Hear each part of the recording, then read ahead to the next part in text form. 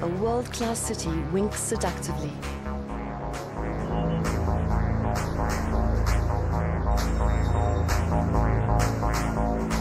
Its easy pleasures seem far removed from the rough realities experienced by Cape Town's street children. But on May the 16th, 2004, the world of skin-deep fantasy collided with the city's brutal underbelly.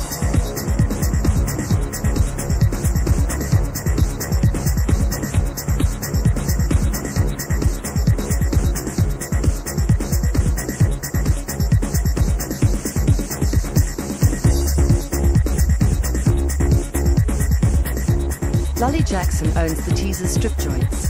His brother Michael ran the Cape Town branch.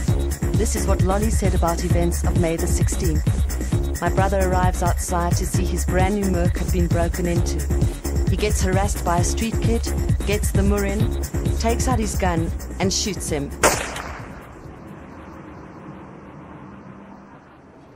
My brother happened to be at the wrong place at the wrong time. On the rough side of the rainbow, the colors gone grey. The pot of gold is empty, 'cause it all got swept away. You will find them in the Swiss land, petals on pavement cracks. They live from hand to mouth for fear of going back. Xolani Jodwana was 17 when he was brutally killed. Closed-circuit TV footage will probably be used in court to show that Xolani might not have been involved with the alleged break-in. His family, church members and the police attended his funeral, as well as city dignitaries and the mayor. And of course, his family of friends on the streets were also there, who had known him simply as Siyabonga.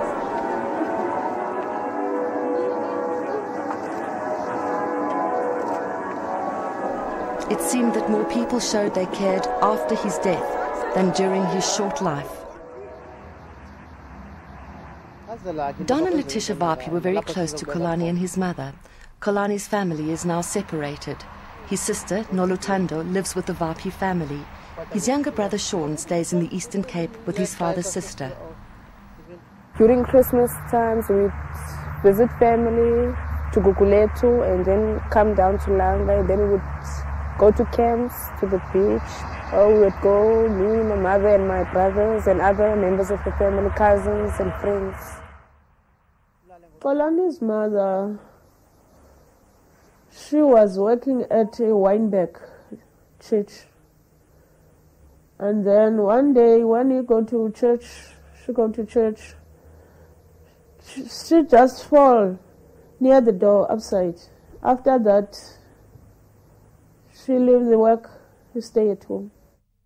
She had a brain tumor, then she went for operation at Grooteskier.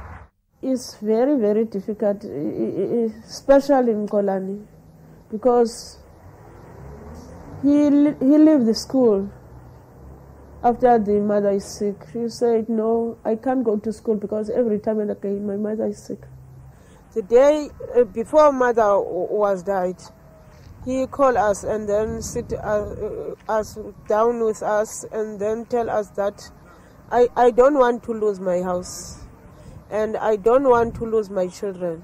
And Xolani, we love Xolani too much. And even his mother in a grave, he loved Xolani. But he shoot Xolani like a dog. We bury Xolani without eye. We bury half of Xolani. So how did a boy from a loving family land up living on the streets and dying so violently? For answers, we went to his father, Xolani Jodwana. Since Xolani's death, relations have been strained between Xolani and the Vapi family. A dock worker from the Eastern Cape, Xolani took Xolani to stay with him after his mum died. He says he tried desperately to keep him off the streets. Uzawutha umoya omdaka abanye abantwana babanga esikolweni babamkhupha ndandipha ngokwami ngale mini bengincwadi babamkhupha yabona balaphuvana umfela isikolo kwabantwana bazindlobongela emfuleni wabona banakwazi esikolo sinobunzima funeka abanjwe yena abanjwe avalelwe athi ukumoke phaa bewungona afumane indlela bangaya esikolweni kodwa bangakabanjwa akho nto banoyenza ngayo ke mna uzawufa ngobonge utshayintsaka uzawufa ndathi phaa netshomi zakhe phaa ezone 12 sathi uswelekile. I feel very sorry because if I knew maybe he was staying in the street, I would go and fetch him to stay with me and he wouldn't suffer.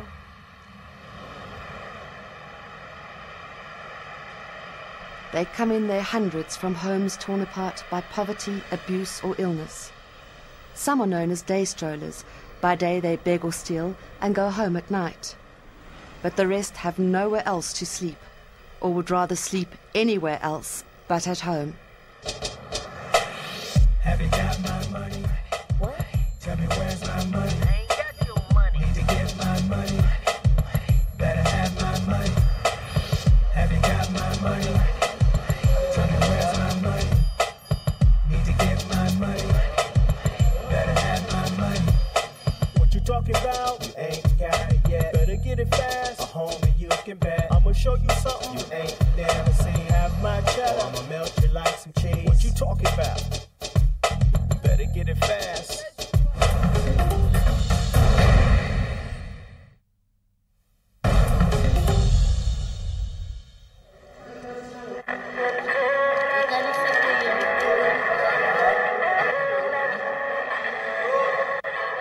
Even for those living on the streets, there are places of refuge where the stomach can be filled and the soul warmed. We see about 250 to 300 people every day. That's now including kids, small children, families comes in, the unemployed, people that comes into town looking for work, can't find anything, come here to have something to eat. This is where everything starts. 7:30 in the morning, staff comes in early morning to prepare everything. We prepare the soup and the bread right here. So when we open at 9, when the rush comes in, then we're ready for them. Pastor John runs Crippy's Soup Kitchen on small donations and dollops of goodwill. It provides more than food for the destitute. There are art, photography and literacy classes, even education on HIV/AIDS. Many kids are not here by choice. You know, it's because of circumstances at home. They are then forced to come to town. I believe if we need to find a solution for the problem, violence is not the answer. My name is Wilbert Julius. I'm now 4 months in Long State, but I know the state for almost 4 years. From Long State, I was sleep by Long State. Every time you sleep on Long State, the people security call, they just come and wake you up. They just wake you up nice, they just kick you. You can see you. See you? They are like taking you to around the corners and they beat you, so the people can't see what they do to you. Security and law enforcement came there and pick up our stuff. And when you ask him where our stuff, he say, "You haven't got it." We don't think of like people, like you say, like human beings. You think like dogs. There's been a lot of reports going on about the security companies beating the kids. But as far as security force is concerned, we under strict eyes that watch us. We're not allowed to touch on the kids. Securicor is a private security firm employed by Cape Town's Central City Improvement District. In partnership with the council, police and private sector, the CID aims to make the CBD a safer place. Sometimes this means removing street kids. When we are requested to remove them, we will remove them with the minimum force. And sometimes yes, they try to run away or they might get into a fight or something, and then we have to sort of restrain them. Dealing with young people high on glue who've been on the streets for 3 or 4 years and have been fairly battered in their own lives by it is a rough experience, whether you're a social worker or whether you're a policeman. That is where training and experience comes in. Cleaning up the city means cleaning up litter and refuse. It doesn't mean expelling people. Just last week, members of our SID security actually prevented a kidnapping, where they found a street child locked in the boot of a car. Unlawful behavior on the part of any of the security forces, be they private or public, is completely unacceptable. And vigilante behavior from members of the public is equally unacceptable. White man did shoot my friend because otherwise they broke his car. I must him a lot, you see. I must him a lot because he was a quiet friend to me. See, he wasn't a violent one. If he's Michael, he must phone me straight. I can speak to him just like this. I can speak to him and tell him he made the wrong thing. We contacted Michael on Letitia's behalf. Well, if you want to set up a meeting, that's fine by me. But his attorney advised him against it. Brother Lolly was also reluctant to talk to us. But in a June interview with online magazine Joburg Live, he described the problem of street kids as a time bomb waiting to explode. Recently, the mayor of Cape Town announced that she will get all children off the streets within a year, but the details of this ambitious, some say naive, plan remain fuzzy. Her office did not respond to our requests for an interview, so we went to Ons Plek, an NGO and the only girls' shelter in Cape Town. This Plek's been going since 1988, and I think it's just a place of hope, because the kids are coming to us from really bad circumstances, and every child goes away with a little bit more confidence than they came in, and an experience, somebody cares, somebody's loved them. We think that the mayor really has good intention, and it's the same intention that welfare organisations have had for years to clean the streets. City Council and the partnership have wanted to start a 24-hour assessment centre, which they see as being the answer to the problem. But in Cape Town, both Ons Plek and Homestead run 24-hour assessment centres, and what happens is a child will be brought to the assessment centre, and then what do you do with him? The children's homes are full. They can take six months to a year before you can get a child in there. So what we think the mayor should do is focus on the bigger picture. She can focus with all her resources on housing, on sanitation, on health, basically upgrading communities. You cannot have development without having a strong development component. You cannot aim to be a world-class city with beautiful buildings and nice places for people to go without having a world-class social development program.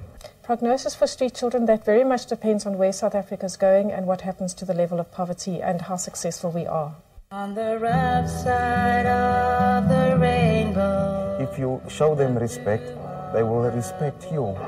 Yes, we know that they are not angels, they are not the ordinary children that grows up in a family environment, so their ways is different. But I believe if we reach out to them, then we can make a difference in their lives. Life ain't what it seems, but beneath the moss of sticks and stones, a child still dreams.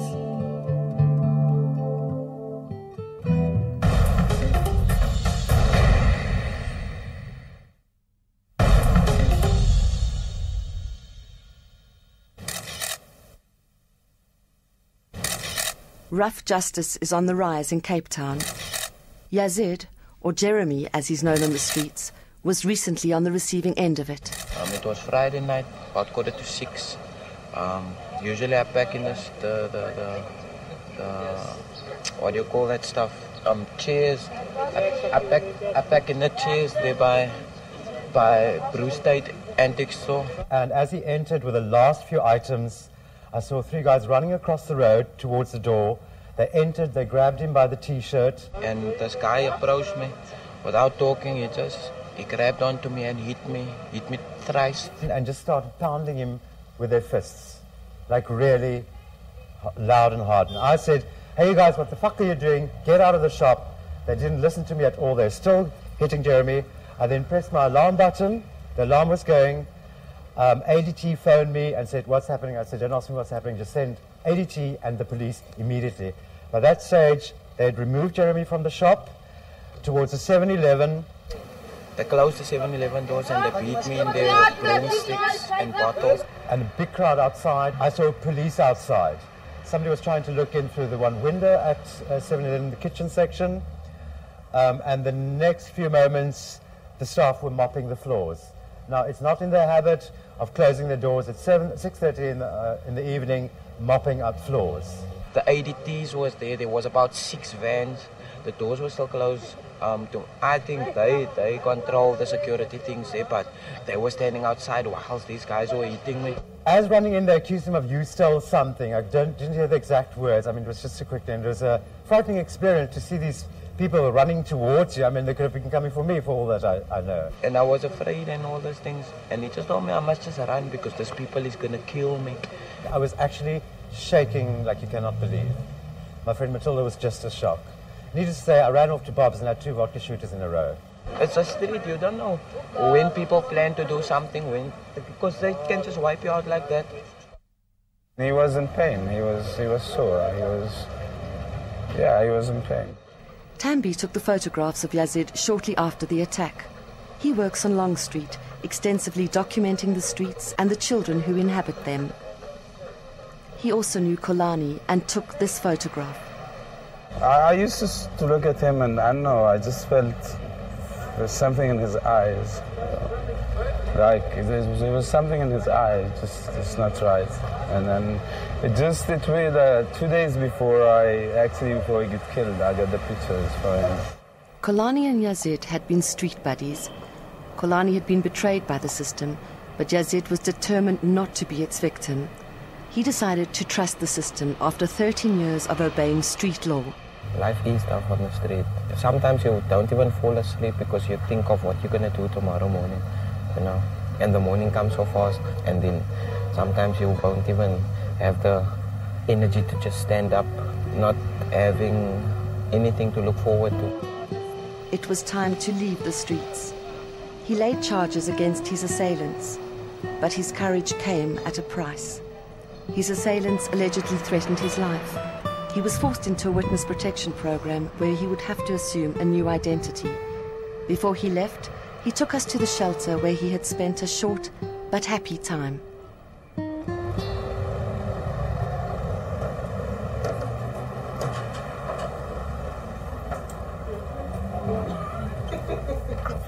How's it? How's it? How are you? Good. All right. How's life? Okay.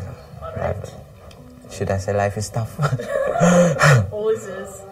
You want to know what my mom taught me? I told the guys this the other day. The best lesson she taught me, life's not fair. Whenever my older sister got something I wanted, I never told you life's fair. Life's not fair. So I learned that early. It helps a lot. Yeah, but okay.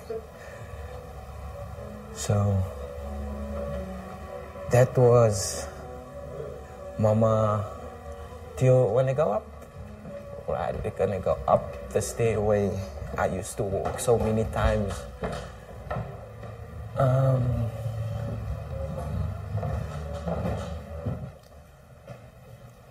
This used to be Dirk's room as far as I can remember, youth leaders room. So we weren't actually allowed into the youth leaders room. I see why now. Full of posters and things.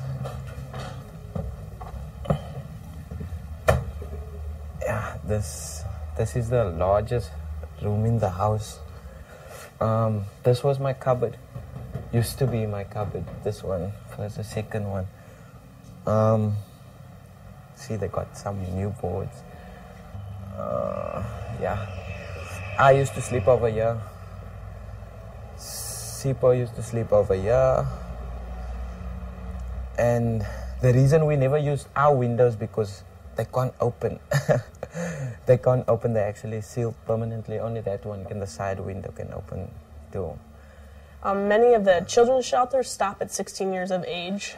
So Bethurial was created to service that age group that not many people are servicing. Ideally, we'd like to get them back in school, but if we can't get them in school, we try to get them in some sort of job training. Instituting hope in them is your first challenge. They've grown up in situations where you don't dream, you don't aspire, you don't hope. There aren't a lot of places for people like Yazid to go to next. I've come to learn that it doesn't really matter what skills you're equipped with. If you're going back to that negative environment, the odds are stacked against you. This is the kitchen where I learned all my cooking skills, most of the cooking skills I know. When I first arrived, Yazid was the chef. He was very good at cooking. He had been in the cooking program at the house and took over. We like to live as a family at Bethariel, so one of the ways we do that is by celebrating each person's birthday. Yazid was always helping me making the birthday cakes, things like that, making each person feel special. It's hard work in the kitchen, believe me. It's not just hard and hot. Yeah. I lived due to a drug problem. I'd say at the time when you're here, for the first 2 months, you don't actually connect with anybody else except the family members. So that was a time where it was a healing process, and I learned a lot from that time, and I stayed away from drugs. Before I knew it, I was back into drugs. But now a new beginning was ahead. It was time to say goodbye to his friends on the street at a place of safety. It's a possibility to start a new life and new opportunities arising. But I mean, is it fair for opportunity to rise in this way, for me to go into a witness protection thingy, and because of some people wanting to kill me on the street, you know? I don't think that's fair. One thing I've learned is that I can never ever look at a person and just think, okay, you're fine. Because since that thing happened to me, I learned to look at people differently. It just made me lose a lot of trust.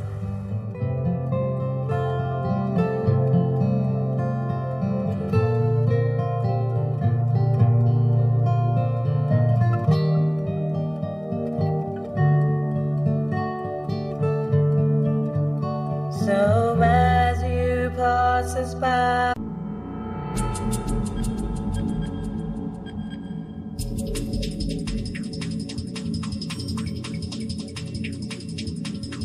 I could go to church. That's